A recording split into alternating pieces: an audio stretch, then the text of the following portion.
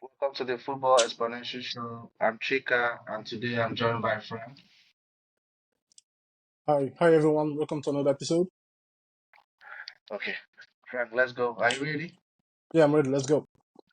Okay, with Fabrizio Romano reporting that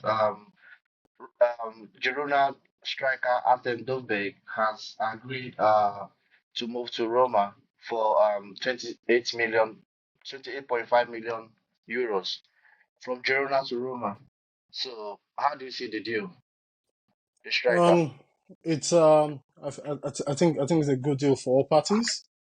It's a fairly reasonable amount for an Italian team who are not in the Champions League as well. So it's very we all know that their financial muscle is quite capped being out of the Champions League, and they've lost, or rather star striker from last season Romelu Lukaku is back at Chelsea trying to sort out his own transfer. So I think it's very opportunistic transfer for everybody. He fits what they want, the target man goal scorer. He's coming off a very fantastic season last season with Girona, where he was top goal scorer, I think, in the La Liga. I think it's a good deal for everyone. What are your thoughts? Okay, first of all, I'll give more context to him and the deal.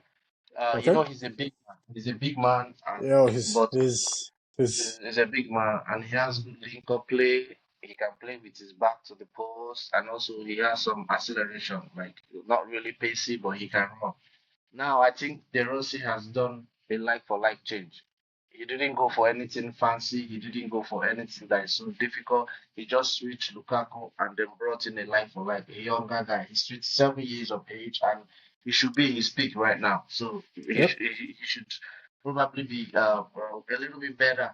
So his area ability is very, very good. Link-up play good. Touch it at the penalty good, acceleration good, and he finishes and he gives key He's passes. he's a He very gives he's a very I think he's a very good he's what I like with him, he gets his shots off very cleanly. That's good shooting technique. He finds corners very good from very good with headers from crosses, and I believe Roma are very the team are very cross heavy from wing backs or full backs yeah, or they're whatever cross they have at the time. So it's a very I think it's a very it and comes with if good. Debaba is fit, So the yeah, combination. yeah, yeah. But they're both left footer. He's 6.2 feet. He's a left footer. But this is where I have a problem with him. He's two main things: offensive awareness and then defensive contribution. He doesn't really. He's not a big guy that presses so high, or he Yeah, just but wants to let yeah, but others. yeah, but it's I think it's also I I I don't think it's a coincidence that since certain style of players come into football, the desire for big target man striker types has kind of as a way in a way died off, because you need a more mobile striker or a more mobile attacker in that position to press to cover for the other attackers. So it's hard, because if you're 6'2", 6'3", tall, strong man, you can't really your mobility in terms of pressing, it's not really your best trait. You're more of a box presence. Get the service in the box and you do your finishing. That's your business. But when other teams, when coaches, the Peps, the clubs, they all look for different profiles. That's why you see, especially Klopp, for example, and Klopp for Liverpool a long time until Nunes came. He stuck with a very mobile attacking player that became the sort of false nine that linked the other attacks together. And Pep has notoriously always favored a more attacking minded player to occupy that position. But I think right now with football, right now what's happening in football, you're seeing the return of the big man. You see the Haalands, Osimhen, um, Haaland, the one from Haaland, Manchester. Haaland, Dovbyk. You see players like Ivan Tony, Ollie Watkins, for example. These players are coming back into the football space, where people are trying to find ways to beat around the press, going directly to the big man up top. The hold up plays better. So it's a very interesting buy for Roma. And then pushes the question and asks how will they shape up, because they also have another striker coming back from a long-term injury, Tammy Abraham. And is he Oh, I still? Are think they will we? sell him. I think. Do you think? I don't think they will keep him. Yeah, I think he's a player that willing to listen to offers from, and I think they hope an offer comes from England. If I'm telling, do you know one club I want to move to? Which club? Uh, in Serie A, Atlanta. That is if he's willing to work with me. You know, he Yeah, looks like yeah. I think Atlanta is an attacker's heaven with Gasperini. yeah, yeah. That's I'm, where I'm that's It's where more I patient. think I think yeah, positivity is it's far much more easier for. There are lots of players I doubted them, but once they moved to Atlanta, they settled down. They did big things.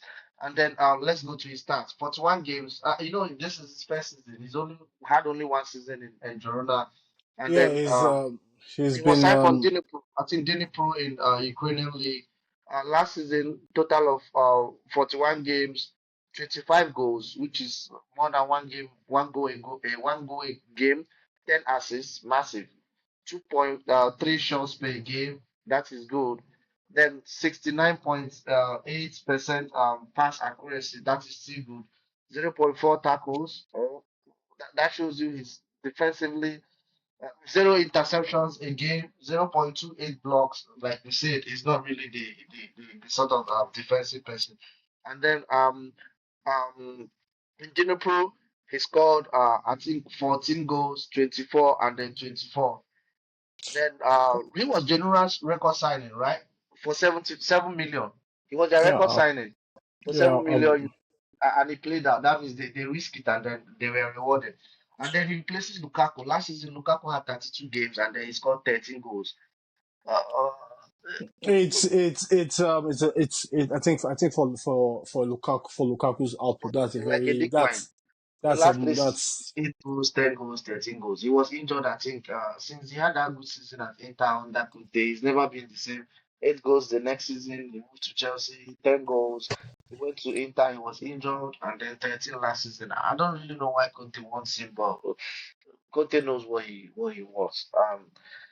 He's big and strong like Lukaku, but he has a little more flair and could provide quick dribbles to lose defenders. Little or no work rate, defensive action, can score goals. Maybe not like prime Lukaku, but more involved with his when he receives the ball, and that's a that's his own stance. That's his stance for now. yeah, but I So think I it's a good think signing. But he could score like what another thing is one of the guy they bought from Torino. What's his name? The guy who scored lots of goals the same season Chelsea, but Arsenal bought Lacazette and then Chelsea went for Morata. are Uh, you talking about Belotti? yeah, Belotti. He I was in Roma last season, right? Yeah, I think he was he started off the season at Roma, then he moved on to Fiorentina in January on loan. But Uh, I think he's back in this newly promoted Italian team Como with Fabregas the same way, the because same place where Varane went to Rafael Varane went to Como. So yeah, exactly Como, yeah. So it's no it's he, they're he building hasn't they've they're never building a replicated he never replicated yeah that before. yeah no, but I think he had there was a year where he was quite a few years where he was quite hot in Serie A. Then Yeah, with the same guy, the Ivorian guy that AC Milan signed. It was the same season, the both of them that they sold yeah, to Barcelona, and then what was that guy? He was AC captain at the time. The midfielder from Ivory Coast. AC Milan signed him from Atlanta, and then sold yeah, him. His contract ended.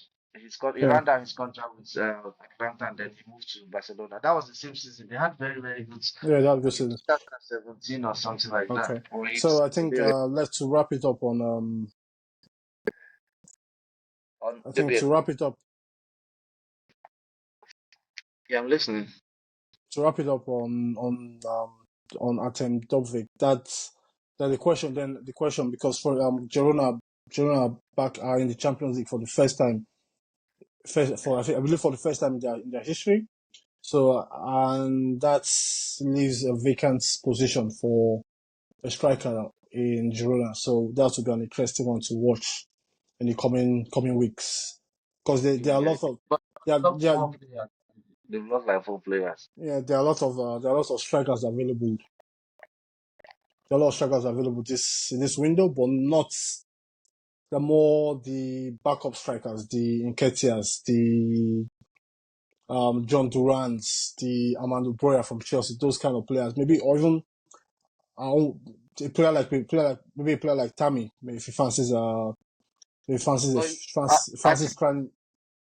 I think Dovbyk nearly moved to was it Atletico Madrid that made the last move? Yeah, yeah. Atletico Madrid were driving. They were driving a transfer towards But he chose that's towards the Roma. side. But I think there was a late mix up, and he chose Roma. I think he's bought into the project that I they think are. so many also big clubs don't want to take the risk on him, and because I don't see why at 38 million is not a lot of money. They could sign him, Yeah, but they're not yet sure yeah, if he could. Okay, let's move to the next one. My favorite, Joao Neves. So Fabrizio reported that PSG have agreed a deal with Benfica for 70 million euros plus loan deal for Renato Sanchez, right? yeah. He's a 19-year-old, and I think this is his second full season. He played last season then, but at This 19, this is his breakout season in the Benfica team. I love the boy. I Somewhat, love. I think somewhat he came in to fulfill the or to cover the Enzo shaped hole Yeah, in the but Benfica's midfield. he wasn't even the first choice. The first choice was for Florentino Luis was the first choice for that role. Well, on the pecking order, well he got the nod. He had a one game over Florentino Luis, and then he took Yeah, it. but I also think there was a transfer Benfica made last season. They bought a Dutch midfielder from Feyenoord. Um, I think Turkish midfielder from Feyenoord. Kok, Oh, Koko, Oscar Koko, or player like that. But I think that transfer didn't quite pan out. well, people So only know about their success. They don't know that they try so many times and then it doesn't work out, and we only hear when it works out with them. So his strengths, he could dribble, progressive carries, he's defensively solid, he creative shot chances, and then he can score goals. And then he can dictate the game, switch play, long passes. He can keep possession. What I love about the guy is like he reminds me so much about Barella, Inter Milan's Barella. Almost the same sort of height, almost the same way they play. But the difference is that Barella is offensively way better. Barella is much more an offensive player. Why Neves is more a complete. I can't see any except his height. I can't see any weakness with his game. Like he is just solid. He switches the yeah, ball like the way Trent switches can switch. He yeah, switches the ball. he switches. That is something. I think he's partial to the long diagonals to switch play to the other to the opposite flank. I think he's an interesting player for that age. Yeah, He's going to a big club with big expectations, a big locker room with a lot of pressure from the Parisian fans, and it's also a big transfer. It's a big transfer fee for a player coming out from Benfica. It's not something that's unseen before in terms of young Portuguese players making big transfers out of Portugal, but it's an interesting one what in terms of what PSG are trying to this post Mbappe era PSG are trying to achieve. And yeah. I think this is our first signing since Mbappe's left. So I think they're trying to move the club to a more another direction away from the Galacticos, quote unquote. They're Yeah. Yeah, trying to get younger players in, and it's going to be interesting. And it's also yeah. I think it's also worth noting the other midfielders they have PSG on they have right now. Zari Emre, who's a similar age with Yeah. who's a similar yeah exactly who's a similar age with Neves. So it will be interesting to see how they develop together. And Fabian Ruiz, who had a fantastic Euro tournament just passed. So I think that's But shaking up. I think funny enough, I was just researching about the Portuguese guy who failed in Wolves. That's Vitinha, But the it's been guy who came. successful. Yeah, but he's successful now. All of a it's been. sudden, I think he's but now I found. think his position now is the one because you know he plays three midfield. Ruiz sometimes, Vitinha, Yeah, yeah. then Emery. But now I think this guy is coming for him, and this is why I was thinking, why do they really want to sell Ugarte? Oh, what is really happening? Because I rated Ugarte, but having watched this guy, Ugarte is more defensively solid. He's a pure Ugarte defender, but he Is doesn't really add I think much going on. Ugarte is he's a destroyer as he's I've said he's a more disruptive type of midfielder a, Yeah, yeah, yeah. than a pass.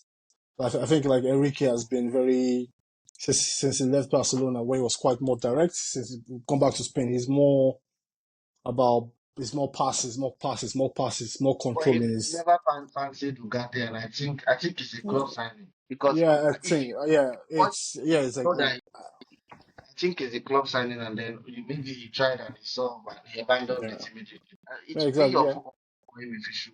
And I think United should pick him if he combines with Meno in central midfield. Is because Meno to me is not really a DM. He's a CM. He's a central midfielder because he can go forward. He can create. He can. Okay.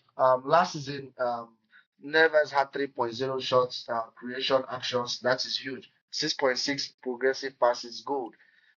That's per game. 1.67 progressive carries. That is very good. Yeah. 1.6 successful take-ons. That is good. Then 2.53 tackles. That's where the defensive side comes. 1.36 interceptions. Good. 1.91 blocks. That is good. Now, last season he was named in the Premier Team of the Year, and that was his first full season, and that is huge for a 19-year-old. He played 33 games last season, and then last two seasons he played 17, and then 3 goals, 1 assist. So he's a very good sign. And for 70 million, it might be huge, but we've seen Diaz move. We've seen when Di Maria moved, it was huge. But some of them have flopped. When Ramirez moved, it was huge. It was a success. When David Luiz moved, it was huge. It was successful.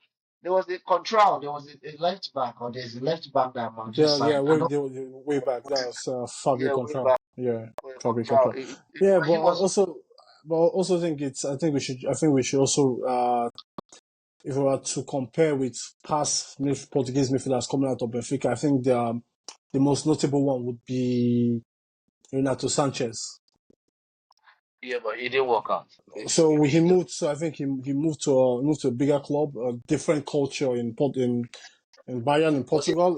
It's a lot.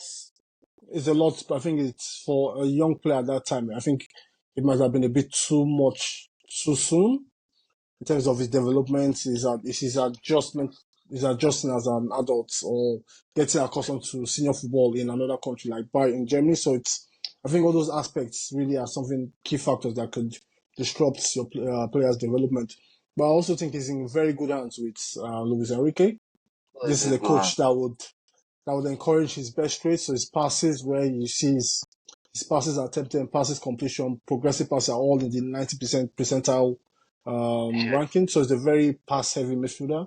But it's also, I think, one aspect that might be quite problematic for PSG or that for the PSG move would be the physical stature of the midfielders they have. yeah, So yeah, yeah. And you the look at French league is very physical, but yeah, exactly. people don't. So you look at players like Zare Emery, Fabian Luiz, Vitinha, and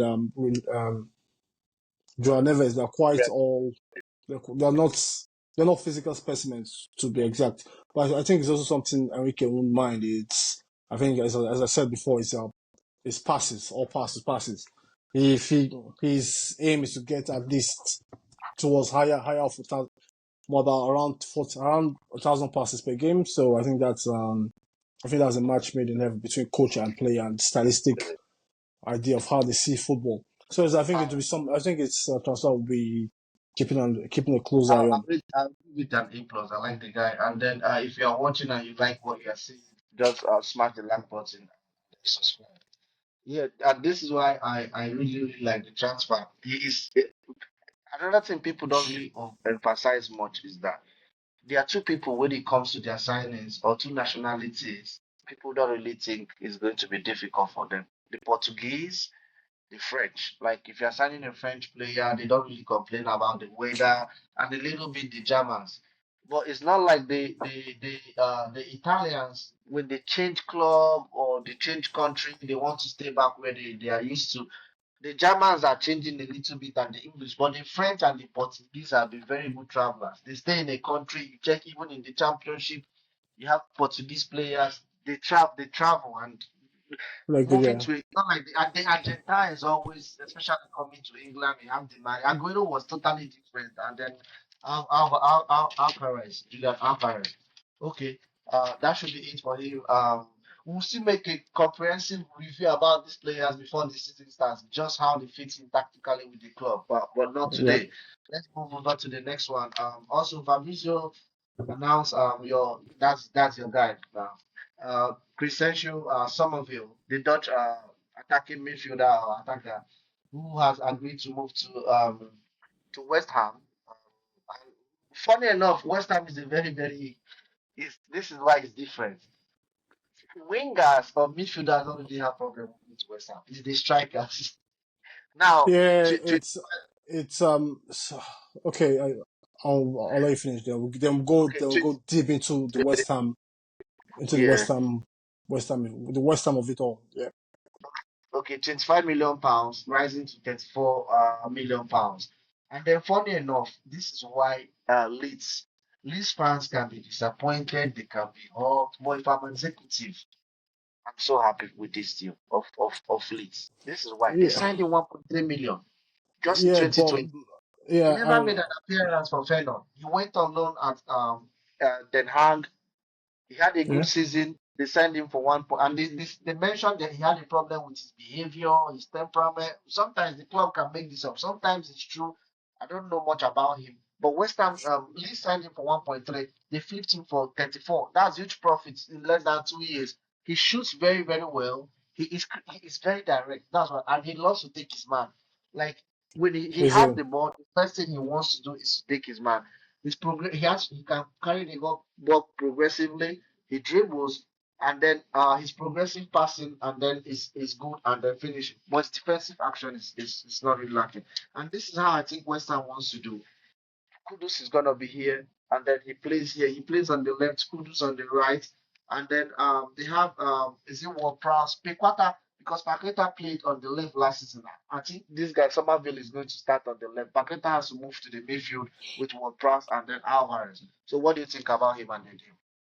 So it's I think there are two factors to look at this with this deal. So I'll begin with the Leeds factor.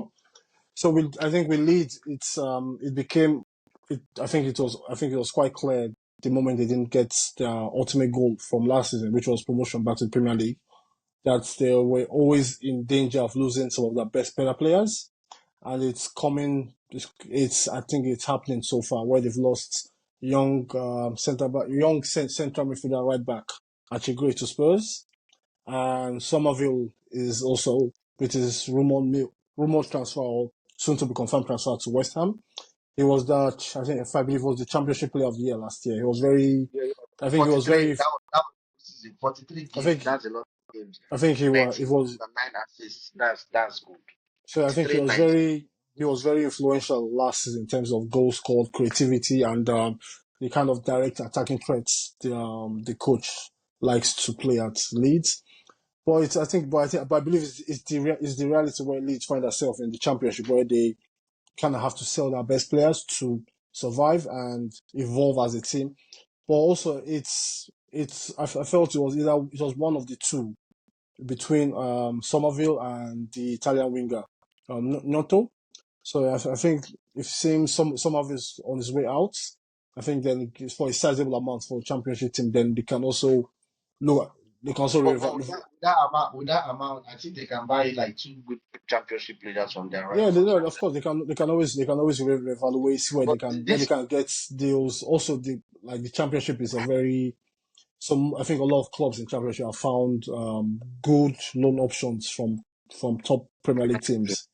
them player So like the likes of like off so Out and then Mason Mount and yeah, Tomori exactly. went down. So off the top of my head, say for a player who's on the outskirts of Liverpool's plan, like Fabio Carvalho. You could get a player like Fabio Carvalho on loan, or even for like a cut-off deal, which with other add-ons to increase One of the man the you package. yeah, continue. So it's I think it's a good deal for all parties. You part on a happy page, and I think we Leeds will wish him best luck at West Ham. And I'll let you come in before I go on my second point, and that's the West Ham point. Okay, okay. This is you know who he reminds me of, Yeah, and I know you will laugh. He's a more productive Alan Saint-Maximin, the French guy who played in Sevilla. But I Allen was see. more skillful, was much more Yeah, I skillful. see. I But see. Allen wasn't as productive as he was as But Somerville is. He's more but productive. Alan, yeah, it's not. But some of his are really. I think so. But so the West Ham point is, and what the kind of player West Ham fans should expect. I think he's a very. I think he's a good player. He's technically very solid. A lot of But pace. he Shoot. that last season in the Premier League, he scored only 4 goals and 2 assists. That wasn't really an Yeah, overachievement. That was yeah, underwhelming. yeah. But you have to. But I think you have to apply the context. That was very. That was a very no, it was a struggling lead team, also a lead team that was trying to do a lot of things at the same time under American coach Jesse Oh, March. They almost had they everybody had they signed. they had So spent they had I think under Jesse March just during Jesse March short tenure they spent a lot of they invested a lot in midfielders, attacking players, and there was a lot going on. They were trying to spin a lot of plates at the same time. So it's not really I think we have to add context when we bring in his first because that was the breakout season in the Premier League in a struggling Leeds team. So I think we have to add context in that department. Well, he's gone again to the Championship and he's really shone over there. And I for one believe that the Championship is on terms of ranking with other leagues and what's because people always say oh the Championship they always look down on it, but I always believe the but they've championship improved. is the They've championship, the improved. quality in the championship The quality is as hard is as it has. You will yeah. find a lot of quality players in the championship. So Yeah. it's not a place to bring that. It's not a place where you can just overlook the quality of or the development for young players over there. But I think for West Ham, it's a very good move. You get another attacking player, even if it's another attacking player to the squad that already has some fantastic Premier League players, the likes of Jared Bowen, Lucas Paqueta, Mohamed Kudus, and with West Ham agreed a deal with another Argentine player. I think is he the one at the Olympics? They just agreed a deal with an Argentine it's player. Was it? they agreed to deal with an Argentine midfielder from Real Betis who's I think who's available on a free transfer. So And that's they had three announcements. Somerville, the Argentine guy, and then the third person. I forgot who the third the third person. one was the German striker Lucas Füllkrug.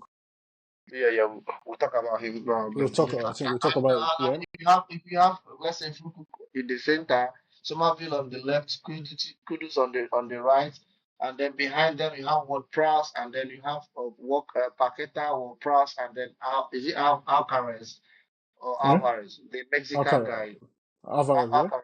Is it Alvarez? Alvarez, Okay, have yeah. Alvarez in the 4-3-3 because Suchet to me is no longer there. He wasn't really the most physical in terms of Mm, energy, but big. But I think what Prowse will start ahead of him, and then Paqueta. That's if Paqueta doesn't go for the suspension. I don't know what they're talking about. yeah, I think with Paqueta, I think we will keep. I think we'll keep. They will see suspension.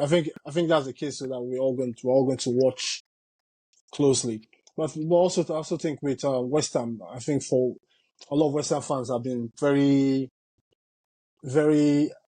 agitated towards the ownership at West Ham in terms of the ownership and how they invest in the club. And I'll let you continue. Okay, okay, yes. Okay, well, West Ham, though, one thing I find good about West Ham is, unlike so many hostile London clubs. It's a club where they are done and they love and they cherish their players who they perceive to be loyal. like they did for the Rice. They've always done that for the Canio.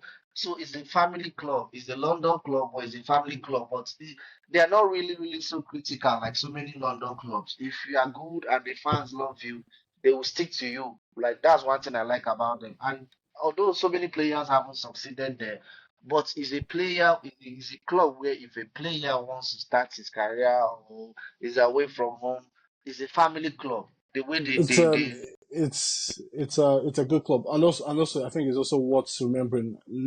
West Ham, they've recently won a European trophy. oh They yeah, won, yeah, yeah. yeah, they recently. So I think it's always worth remembering and the aspirations where they see themselves, where But and funny enough, how far they can push. But I think it's a big step for them winning the European Cup. Also, I think yeah. for most West Ham fans, they see or they would like to see that club push a bit higher or challenge a bit higher up the table in But the the league. owners spend money. But it's just that they don't spend. They spend money on like so many clubs. They, I think depends on who you ask from a West Ham perspective. I think the owners will say they spent a reasonable amount for players like Danny Ings, Mohamed Kudus, Alvarez, the midfielder they got in last season from Ajax. Centre back, they got a few centre backs in recent years. And I heard they want to sell Mavropanos. the So Moroccan guy who plays central defense for them. exactly. Why So do they they've. want I they want think some? that I think with a new coach, there are a lot of moving parts. I think with a new coach, there are a lot of moving parts. So it's always interesting to see how that develops because they have a good. I think they have a good. I think they have a good few a few good defensive options there, and they've also signed a centre back from Wolves, Max Oh, Killerman. yeah. So I think it's. Oh, yeah, I yeah, believe. yeah. Yeah. So I believe it's a situation Was where that, was he Wolves captain at the time? yeah, it was. I believe it was he was Wolves captain last season, But he's and the academy. I think that's a good. I think that's a Yeah, statement yeah, of yeah. Partnering intent. with Zuma. Yeah. So I think I think I think West Ham fans should be very Excited for motivated the this season. Yeah, excited for the upcoming season. I tell before because Lopetegui always has a good season. The problem always is he has a good beginning, but towards the end, his time as Porto was the same thing. His time at Real Madrid, the beginning was well, Real Madrid was different. I think he struggled in the beginning. No, the beginning was good. The beginning was good. Towards the end, he had the same thing as Sevilla, where he had issues. I don't know, but then Wolves, he had a very good season in the beginning, but then capitulated towards the end. Let's see how it goes this season. They wanted Hmm. Moyes out, which I understand why Moyes was So delivering us, yeah. but So the football they it's played. I think this is where I think this is where I feel the fan base is quite divided in terms of the Moyes way and fans who want to see that club play better style of football, a more easy on the eye football, more attacking football with the kind of players they have. And there's the other school of thought where they see it as the football is the football, where they play how they play and they see and try to get results. That's with that unique brand of football, the David Moyes' kind of way of getting points or getting or approaching games, which is not honestly is not necessarily the best way, but It's not the best way. that's his specific brand and that's always worked for him regardless of where he's been at. But And I another believe for them. but another interesting point would be because I believe West Ham they've they've tried this exact form of rebrand in the past with And it getting didn't work. they got in Exactly Alaba. Remember no Alaba is left. Pellegrini. they they brought in Manuel Pellegrini. Pellegrini. They got in a few He had your Melanco, and I could exactly. remember. So So I, they got in a few players like that. They tried to change the football the style of football in I think another they had direction. Nasri at the time. They had Nasri. They had Yeah, him. then yeah, exactly. So they tried to make that change, and ultimately it didn't work out, and they ultimately came back to David Moyes to come and They came crying on their knees to Moyes. I could yeah, remember they exactly. And lost. Moyes came They back. did. He's Put it. Pellegrini was a good. Okay, so let's go to the it's last guy. Dani Olmo. I don't know. There's lots of speculation. But Fabrizio had it Barcelona had agreed a deal for the 26-year-old for to move to Barcelona for 65 million from Leipzig, and which is huge. And then, for more context, Leipzig signed him for 20 million euros from Dinamo Zagreb. That was in 2020. That's just Excuse me. 2024. That's like 4 years ago. That's hold on. Uh, yeah, 2020, 4 years ago. That's a huge profit if he finally goes. And then this is where this is at 26, he's approaching his peak or he's at his peak, right? But this is what I like about him. He has flair. He can dribble. He accelerates very well. He's pacey. He can shoot. He presses very, very well. He's like he presses non-stop. His ball control is splendid, and then he's creative, right? He's a real Spanish player, but with he's a Spanish player, but with the energy of the English player, running around like he's He's physically. he But I think it's how he plays. He always he's gets a it done. very He keeps the ball so long in his feet. The style of play he engages in, he's going to be bound to get injured. You know who he reminds me of? He reminds me of um I said now this is it, right? he he's he's a positionless player, attacker like Palmer, for example. That you can play him on the left, you can play him on the right, you can play from the center. He can play any position in attack. Now, but the problem he has is his injury record, which we've always he played only 21 games last season. Last 2 seasons 23, last 3 seasons 19 games. And then his production is, if you watch him, you fall in love. But when you look at his production, it's not really there. 4 goals, 2 goals, 3 goals, 5 assists, 5 assists, 3 assists. Like I think he should. If he doesn't get at least 12 goals every season, uh, is a problem because the way he plays is a very good player. So what do you have to say about him? so I think Dani Olmo because I've always I think the project at RB Leipzig is a very interesting one to me. So that's a club I always have an eye on, either watching or seeing their moves in the transfer market because there's a very forward taking club in terms of developing young players all over players from Europe. It's a very good place to especially attackers where they You get like players Lazi. from they get a lot I'm of a players. Dortmund guy when it comes to I'm a Dortmund guy when it comes to Bundesliga. Yeah, You like I think for another day we'll discuss what the Dortmund's recent journey because I have a lot to say on that. But I think what Leipzig they always have a lot of attacking players with likes of Timo Werner and Kunku, the Swede who was there for a long time, Emil Forsberg. Is a very is a place where attackers thrive in, and yeah, yeah, yeah. we've seen with Xavi Simons, Luis Openda, attackers thrive over there in Germany. But with Olmo on the Barca side, I see the question I ask is what need or what role does Olmo fulfill in the Barca 11 or in the Barca Okay, squad? okay. Because Imagine Omo on the left, Yamal on yeah, the right, and then with yeah, a striker. I'll take yeah, Omo over Rafinha. Now, you yeah. like Rafinha? I don't really like. I think Rafinha is all No, about yeah, that that's. aspect. I think because it's you also have to consider the fact that it's with Barcelona it's going to be a busy season. They're going to get towards, if things go well, they're going to get towards about 60 games, the 60 games a season or thereabouts. So it's, you have to have, and with Barca having their history with injuries and in terms of a young player like Yamal, we have to be very careful with his playing time and rotation in the front line. You have to get enough bodies around that position. But I think I, it's for with Barca where they don't really have we're not quite sure where they stand financially if they can really pull off this deal because it's a quite like it's going to be a quite expensive deal for them. So I don't quite know if they can pull it off. Or is it a situation where they have to sell You one can to pull get one in? But also, I see Barca needing a presence more in central midfield than a player like Olmo, for example. So it's not a knock on the player per se, but it's just the need of the proposed club, Barcelona. So I think it's a title, and I think Barcelona fans would appreciate the deal, but they'll be very no, but Barca fans sometimes can be very emotional. They don't really look at what the club wants. This Real Madrid have signed, we have to sign. Yeah, Oh, there's Real always Madrid, there's that feeling as well.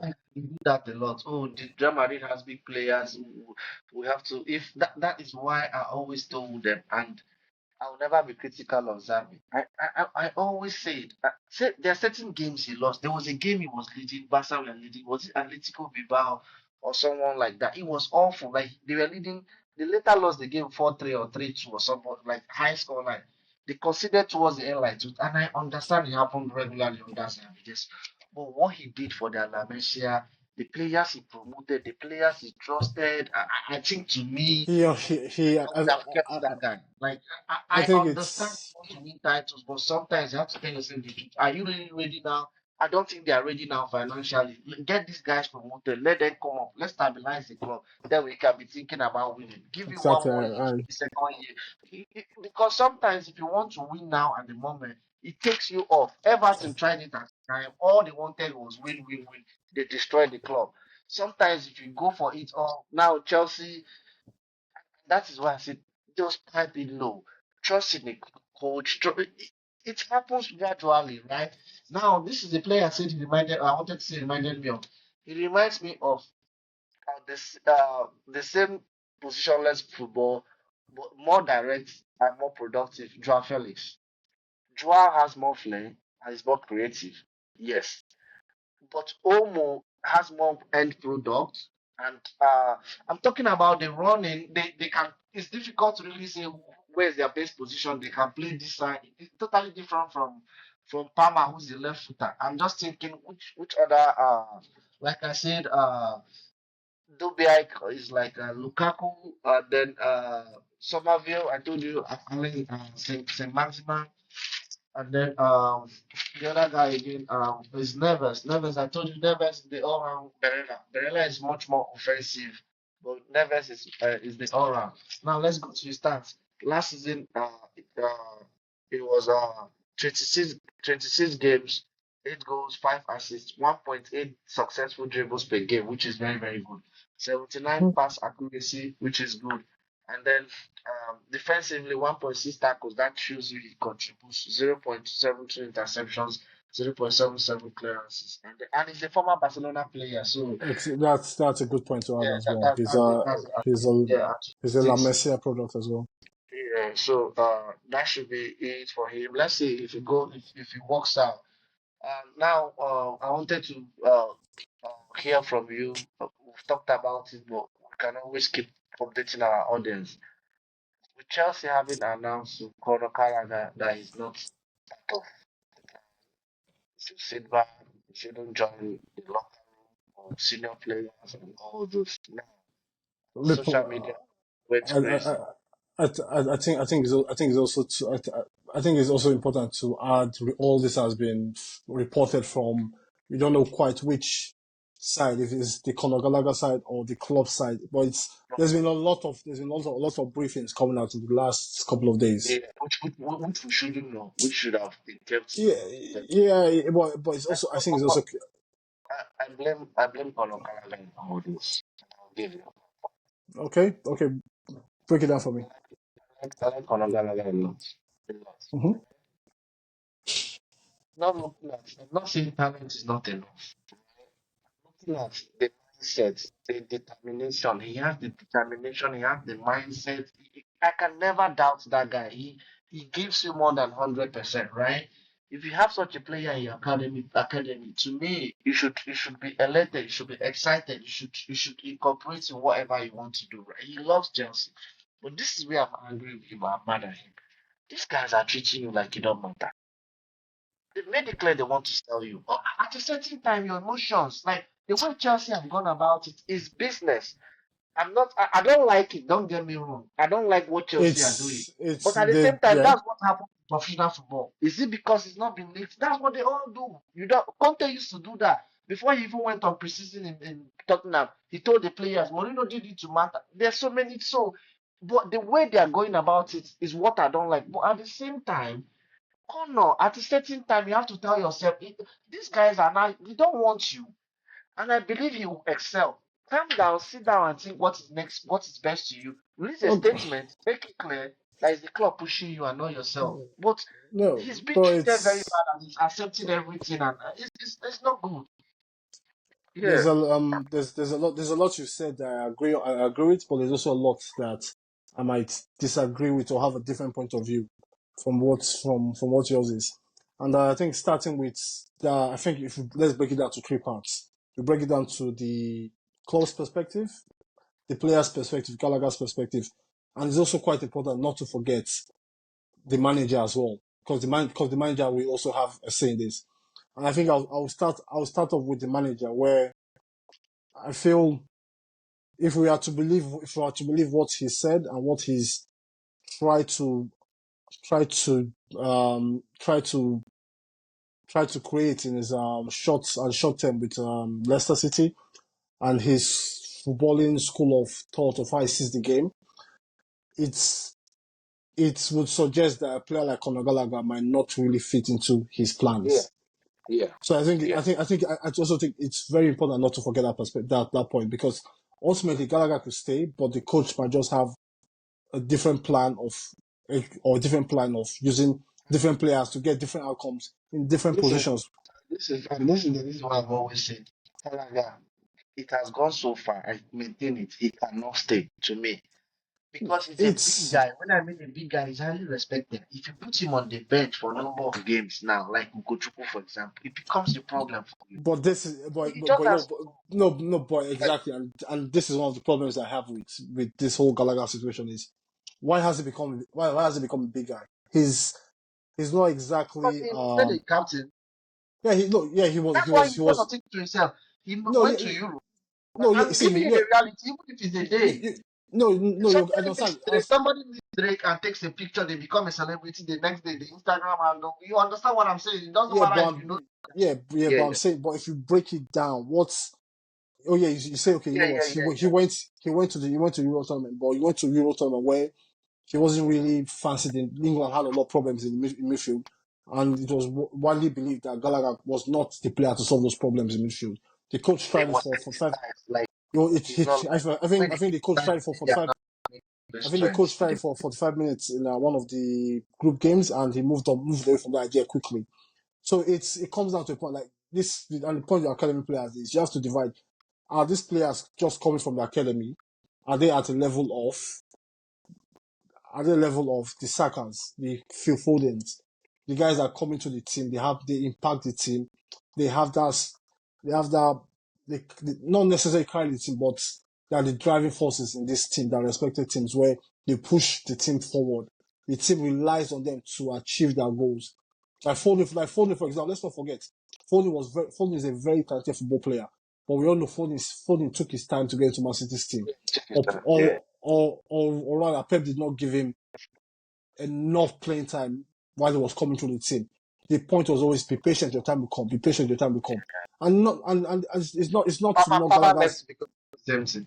exactly. It's not to knock Gallagher's playing ability. It's just sometimes the reality of it is it could come down to a situation where this is now moving back to the club again, where he's going into the last year of his contract. You've offered him a 2+1 deal.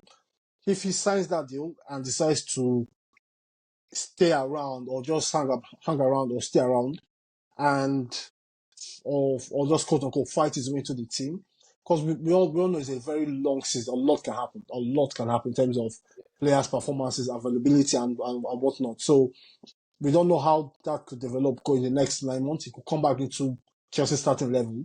They could impress, because we've seen different coaches with Chelsea where they come in at first. They mark out this player. This player doesn't fit my plans. You put him on the bench. While the Change your manager. as the season progresses, either the player Finish either later. either the player changes the mind of the coach with how they train, or you give them minutes here and there. They show you that quality. A good example would be Sex Fabregas under Conte, where Yeah, Conte did not after Conte changed to his favored three at back formation. He couldn't find a place for Fabregas. But as the season progressed, he found a way to get him more involved in games, and Fabregas as well also started deciding games for Chelsea's favor. So these are things that can happen. But with this, and what I don't like is the whole noise around the whole situation. It's become yeah, very. It's become they've very blown. noisy. It's not the first time. And yes, It's academy or not academy. It's not the first time a club says we can't move on with you. It's simple. You call like me. If you ask me, they might be similar age. I've told I'm a Lavia guy. I'm a Romeo Lavia yeah, guy. exactly. So exactly. I like Yeah, Lavia. The new guy from Leicester, if he's left-footed, okay, or in that position, okay. The new guy, Caicedo, Enzo, that is four, right? I don't mind having Gallagher. I'm not saying, especially Caicedo, Enzo. I'm not saying no particular order who's better. I'm not. I don't mind having Gallagher. But my problem is, and this is why I'm not having. There's already bad blood. Like these are human beings. It's going. no, Then you you keep no, him and you put yeah, him on the you bench. say, yeah, you No, say, it's not. And then they've you given him say, 3 years. Feels 3 years is not enough. He needs 7 years and all those. If the club but say they want to sell but him, it's not. okay. But it's and I know, but this is the whole situation that drives that has been driving me mad. It's not up to you to dictate to your No, it's not employer. up to you. Ultimately, it's It's not up ultimately to you. to your employers or the people who are in charge of running the club. Because ultimately, this is their decision, and they will live Yeah, and yeah. die by that decision. But it's not up And to they you to don't need to explain to you when they've decided. You can exactly. So just put it's it's not up or to you decide for to dictate how much or how long or how long your contract should be. They've made an offer. If it's not good for you, you walk away. But at some point, you have to consider you walking away from that offer. It leads to other consequences.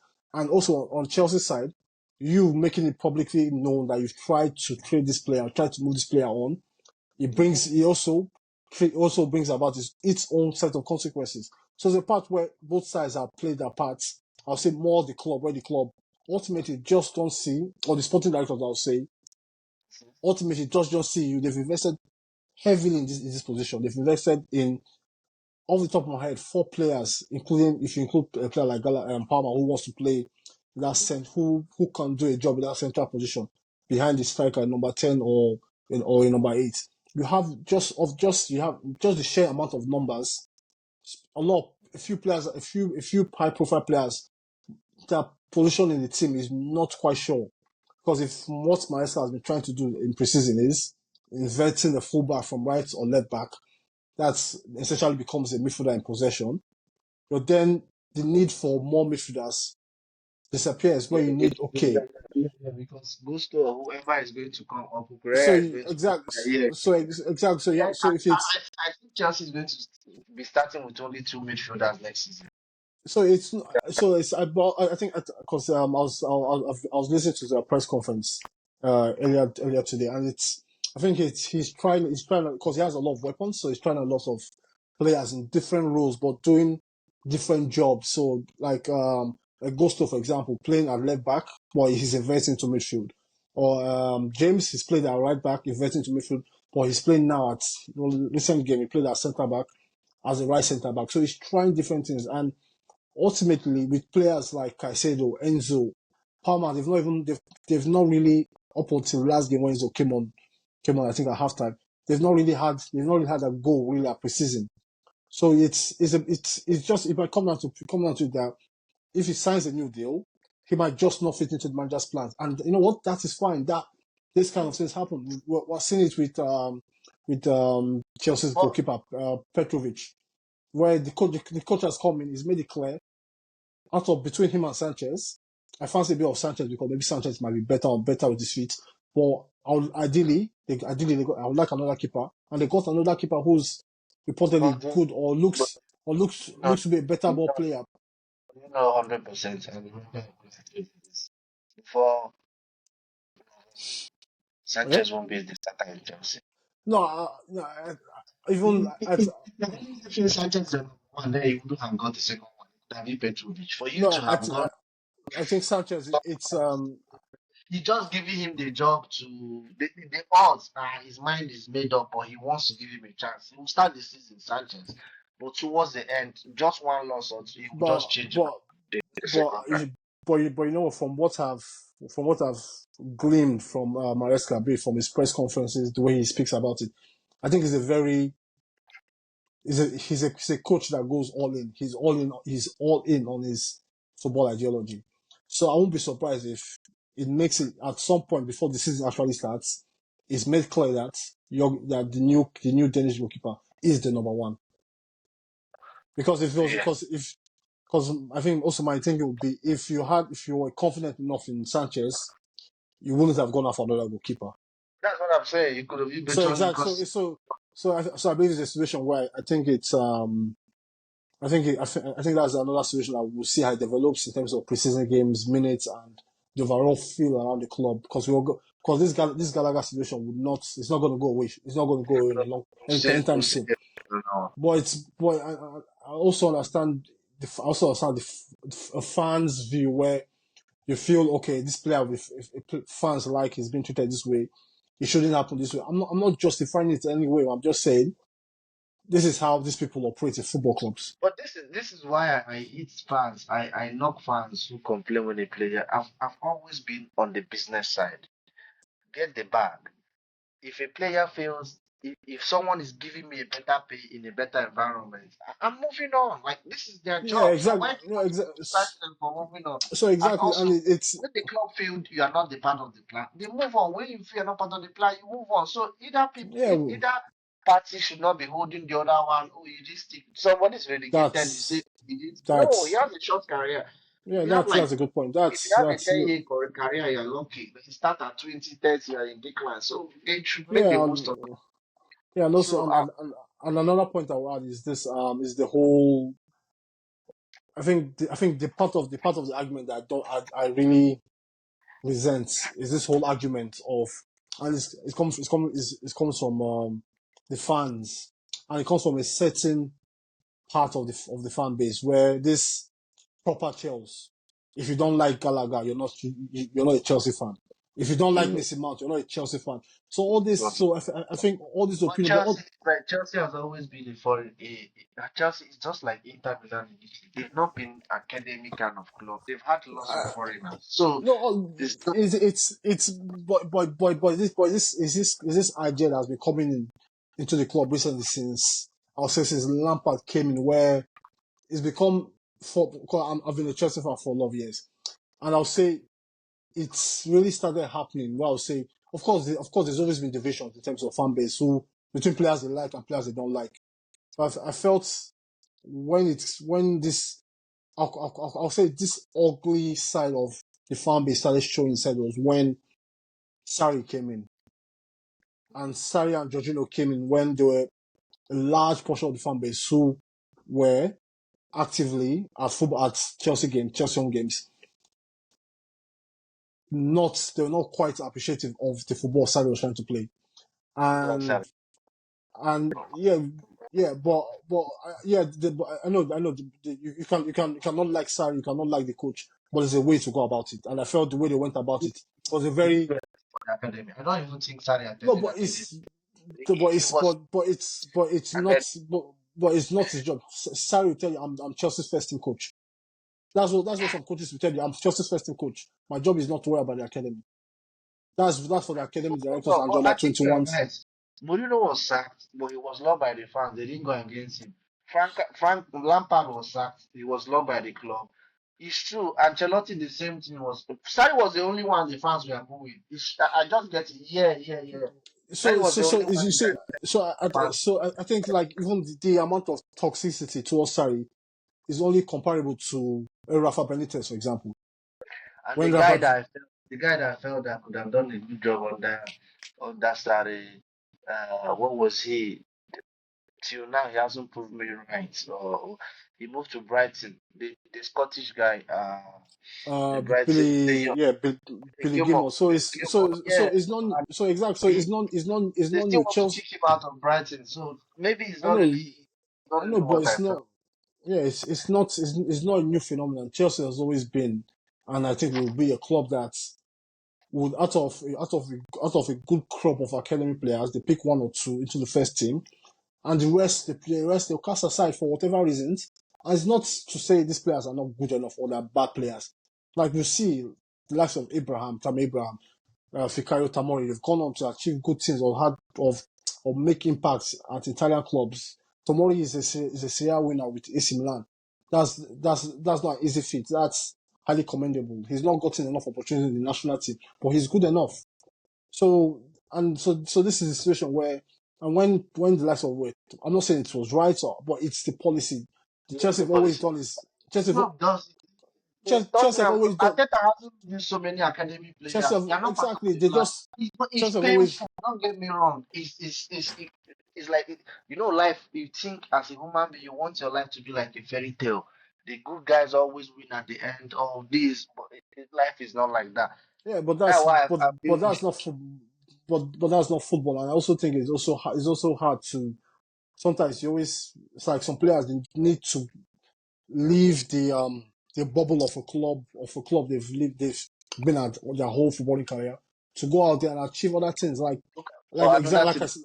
like I All said with these things Tamori. happen. All these things happen when the club don't have faith in the owners. No, Aston but Villa have no, Aston Villa have sold Douglas Luiz. They but sold the it's they sold, but nobody's saying anything. Their the academy is almost gone. So I think it's because even though the fans love the the players, they understand that the owners might be doing the right thing for them. I don't think that there's that level of trust with the from the yeah, new owners. and yeah, It, you're not wrong. You're not wrong per se. But also, I was saying, in terms of you can also look at it from a business perspective. I look at it from a business perspective is that, and you have to see their point of journey from when Chelsea were under Abramovich's tenure and this new ownership is. We all know how quick the transition was from the yeah, sanctions Abramovich faced and the sale that was the sale that happened. It's been a very turbulent period for Chelsea. It's been a period of a lot of change has happened on the pitch, off the pitch, in terms of coaches, personnel, backroom staff. It's been a lot of change. But I also think one factor that should not be forgotten about is that for right or wrong, in terms of decision making, and in terms of success rates, they've always tried to make a decision, and yeah, it's not been a situation where they've not penny pinched. They've come and they spend big. uh-huh, And if we were to go, if we were to look that not this is not a foreign investment fund. This is an investment firm yeah, ultimately. And we all know where they stand in terms of we all know why they're in this business. They're in this business ultimately for profit. yeah, So it should not be taken lightly that they've actually come in and they've spent and they're actively spending. They're spending money. yeah. I Yeah, can this tell you, is and they're ready to spend money. And it's something that we should. I don't agree with the manner. I'm totally against the manner of spending, though. But you can. But yeah, yeah. I Worked see. You know, before. I don't think they are going to be see. interested. Yeah, see. No, Let's but just Chica, watch. yeah, Chelsea are but not Chica, that's quantity right now. yeah. I know. But for a lot of this, for a lot of reasons. But we should not forget the fact that when Chelsea needed a new ownership to come in, this conglomerate they came together. They put in an offer. They ultimately took control of the club, and since then done a lot of right decisions. They've made a lot of wrong decisions. They've been learning on the job. They've taken a lot of backlash, a lot of criticism. But what I'll say is we should also be appreciative that we've got owners who are trying to make something happen. Yeah, yeah, Because we've seen in the past like clubs who have been under American owners where sometimes they're not as invested or they're not really as invested in the development of the club. And it's something where you see like they've had like Todd Bowley, for example, he's been very open minded with his plans about the Premier League, of how to drive fan base, drive fan interactions. He's been very open about his plans and he's got a lot of criticism for it. But I always appreciate someone who comes to the table and tries to have a discussion or who is actively try to ultimately with the right intentions, and it could be with the wrong application or the wrong decision, but trying to push the club forward because it's not it's because it could have been a situation where they come in, they keep it as it is, they don't invest heavy, they invest where they can, little here, little there, and the sentiment will be, oh, Chelsea have new owners, but they don't want to spend. Chelsea have American owners, but they don't want to spend. But this, I think this is, you can question how they spent it, but this is a fan's dream where you have owners that are willing to spend money. They've got some signings right, like the likes of Gusto, Palmer, but they've got some that are quite questionable in terms of Mudrik and Cucurella. But you see, There's no transfer is guaranteed, regardless of how much you pay for the But transfer. with the hero that Kukurea has had, I don't think he can call him a Well, it failure. depends on who Maybe you are. Yeah, not 160 something million, but I think depends on who you ask, but I think it's is watch him flourish this season. That's all I'll tell people. it will be I think I'll be very I'll watch. I'm going to That's watch that closely because the I believe there's a good player there. Is it quite what Chelsea paid for him? I don't think so. no no no no. But that again, It's definitely more than what 40 million. Let's say yeah, 47, he's. 50. I think because you see like But for me personally, this is why I feel he's going to flourish 100%. This is why. The coach has tried. Rhys James is not going to be the one to invent. It's not going to work. He needs to bump forward or whatever, or central, whatever, but he's not going to that midfield. He leaves the left position to be the person expected to move to the midfield. Gusto is learning very, very, very fast, and then Kukurea will do a good job. yes, Okay, I think it's a lot of on the positive side. There's a lot of options for the new Chelsea coach, and I'll leave it there. okay. That should be it for today. Join us once again by this time tomorrow, and please don't forget to subscribe and then smash the like button if you like what you are watching. Frank, thank you. If you have anything to say to the audience, you can as well do. Yeah, I also like to show my appreciation for our growing fan base, and thanks for the support. And we'll see you guys in the next episode. Yeah, thank you very much. Have a good Okay, one. thank you. Bye Have a bye. good one. Bye.